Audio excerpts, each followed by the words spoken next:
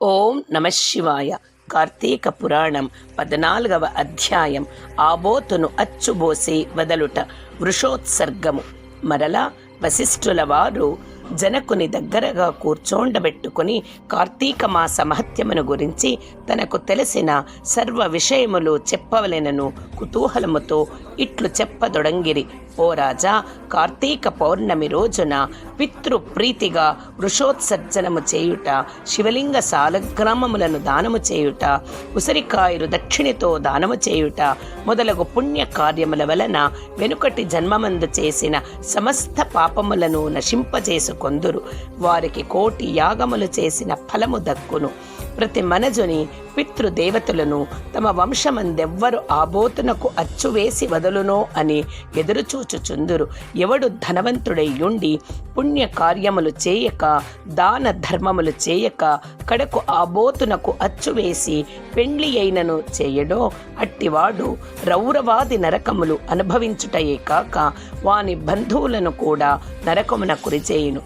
కాన ప్రతి సంవత్సరం కార్తీక మాసమున తన శక్తి కొలది దానము చేసి నిష్ఠతో వ్రతమాచరించి సాయం సమయమున శివకేశవులకు ఆలయమునందు దీపారాధన చేసి ఆ రాత్రి అంతయు జాగరముండి మరునాడు తమ శక్తి కొలది బ్రాహ్మణులకు సన్యాసులకు భోజనమిడిన వారు ఇహపరములందు సర్వ సుఖములను అనుభవింతురు.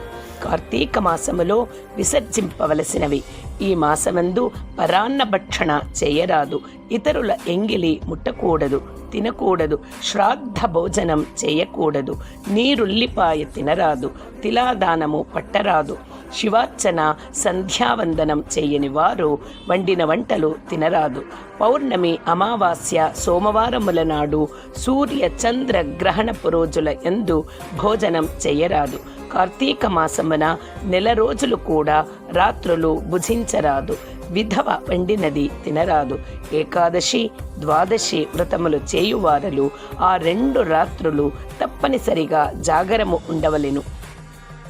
ఒక్క పూట మాత్రమే భోజనము చేయవలెను. కార్తీక మాసములో తైలము రాసుకొని స్నానము చేయకూడదు.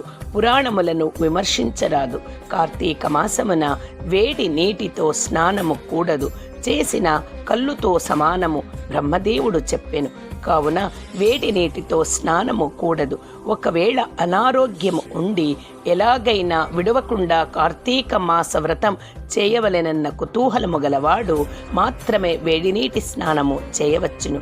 అటుల చేయువారులు గంగా, గోదావరి, సరస్వతి, యమున నదుల పేర్లను మనస్సులో స్మరించి స్నానము చేయవలెను.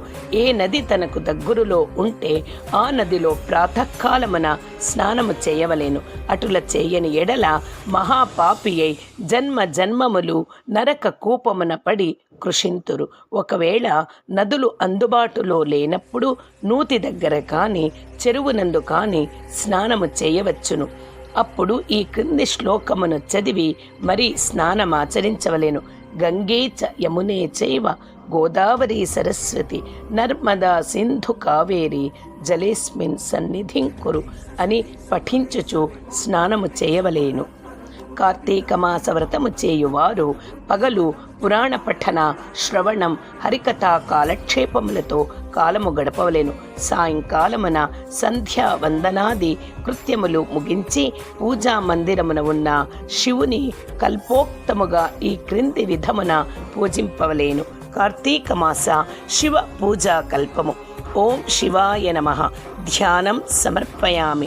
ఓం పరమేశ్వరాయ నమః. ఆవాహనం సమర్పయామి.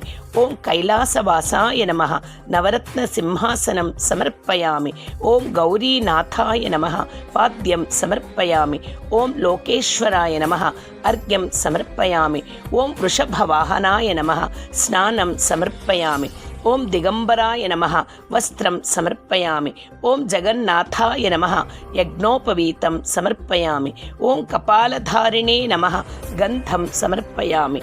ఓం సంపూర్ణ గుణాయ నమః. పుష్పం సమర్పయామి. ఓం మహేశ్వరాయ నమః. అక్షతాన్ సమర్పయామి. ఓం పార్వతీనాథాయ నమః. ధూపం సమర్పయామి. ఓం తేజోరూపాయ నమః. దీపం సమర్పయామి. ఓం లోకరక్షకాయ నమః నైవేద్యం సమర్పయామి. ఓం త్రిలోచనాయ నమః కర్పూర నీరాజనం సమర్పయామి. ఓం శంకరాయ నమః సువర్ణమంత్రపుష్పం సమర్పయామి. ఓం భవాయ నమః ప్రదక్షిణ నమస్కారాన్ సమర్పయామి. ఈ ప్రకారముగా కార్తీక మాసమంతయు పూజించవలెను. శివ సన్నిధిని దీపారాధన చేయవలెను. ఈ విధముగా శివ పూజ చేసిన ఎడల ధన్యుడగును. పూజానంతరం తన శక్తిని బట్టి బ్రాహ్మణులకు సమారాధన చేసి దక్షిణ తాంబూలాది సత్కారములతో సంతృప్తి పరచవలెను. ఇటుల చేసిన 100 అశ్వమేధ యాగములు చేసిన ఫలము, 1000 వాజపేయి యాగములు చేసిన ఫలము కలుగును. ఈ కార్తీక మాసము నెల రోజులు బ్రాహ్మణ సమారాధన, శివకేశవుల సన్నిధిని నిత్య దీపారాధన, తులసీ కోటను కర్పూర హారతులతో దీపారాధన చేసిన ఎడల వారికి, వారి వంశీయులకు, పితృదేవతలకు మోక్షము కలుగును. శక్తి కలిగియుండి కూడా ఈ వ్రతము నాచరింపన వారును 100 జన్మములు నానా యోనులందును జన్మించి తరువాత నక్క, కుక్క, పంది, పిల్లి, ఎలుక మొదలగు జన్ములెత్తెదరు. ఈ వ్రతము శాస్త్రోక్తముగా ఆచరించిన ఎడల 15 జన్మల యొక్క పూర్వ జ్ఞానము కలుగును. వ్రతము చేసినను, పురాణము చదివినను, విన్నను అట్టివారులకు సకల ఐశ్వర్యములు కలిగి మోక్ష ప్రాప్తి కలుగును. ఇట్లు స్కాంద పురాణాంతర్గత వశిష్ఠ ప్రోక్త కార్తీక మహాత్మ్యమునందలి 14వ అధ్యాయము 14వ రోజు పారాయణం సమాప్తం. ఓం నమః శివాయ. ఓం నమః శివాయ. ఓం నమః శివాయ. హర హర మహాదేవ.